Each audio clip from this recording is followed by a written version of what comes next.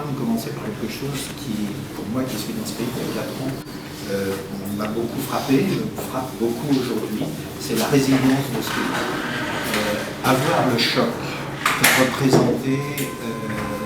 représenté les événements de cette année, la Révolution, le 14 janvier, avoir un tel choc et continuer à fonctionner comme ça a été le cas, c'est quand même quelque chose de tout à fait exceptionnel, à 2 niveaux. Au niveau de la gestion publique. Et là, il y a clairement une administration qui a les défauts démocratiques. Il y a beaucoup d'administrations à travers la planète, mais une administration, des entreprises publiques qui ont été là et qui ont continué à fonctionner, notamment au tout début, après le 14 janvier, alors que toute la superstructure politique s'était effondrée, l'infrastructure administrative, étatique a continué à fonctionner. Le deuxième élément de résilience important, me semble-t-il, il est chez les chefs d'entreprise, et j'ai été très très frappé par le nombre de chefs d'entreprise, j'en côtoie beaucoup par mon métier, qui se sont véritablement engagés dans des comportements citoyens. Des gens vont arriver au pouvoir et vont avoir besoin d'apprendre, et il n'y a pas de raison qu'ils n'apprennent pas, ça s'est passé dans un tas d'autres pays. Et même les gens qui savent être au pouvoir, en général, ne maîtrisent pas tout.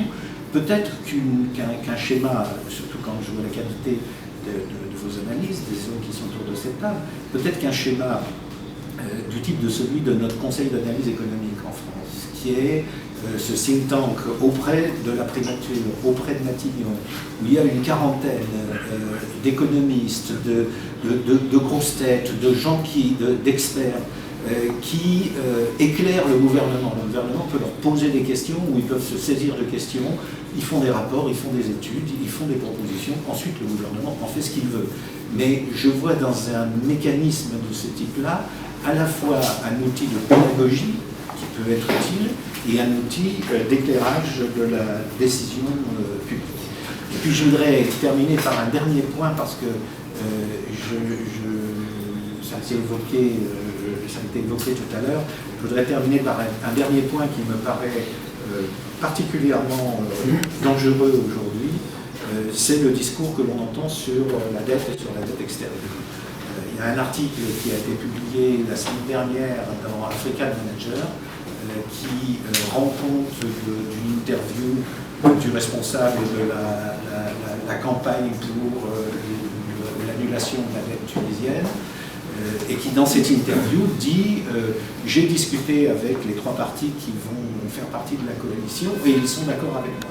Ça, c'est mortel chez les bailleurs de fonds institutionnels que nous sommes, et je peux vous dire que déjà chez plusieurs d'entre nous, en tout cas chez nous à l'AFD, je ne sais pas la date, mais je sais que chez d'autres bailleurs de fonds, cet article a commencé à circuler, et à circuler dans des équipes qui cotent le risque pays, c'est-à-dire qui cotent finalement la tarification qu'on va faire à la Tunisie, en disant attention, est-ce que la Tunisie est en train de se mettre dans une situation de refus de remboursement?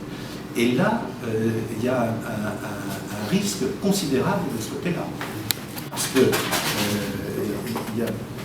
il y a de la pédagogie à faire. Quand on regarde les grandes expériences d'annulation de dette, aucun de ces pays qui ont eu des annulations de dette, non pas où ils ont simplement arrêté de payer, mais ils ont négocié des annulations de dette, ne sont plus éligibles à des prêts souverains de nos institutions, sauf exception, sauf cas particulier, généralement très sévèrement encadrés et autorisés au coup par coup par le Fonds monétaire international.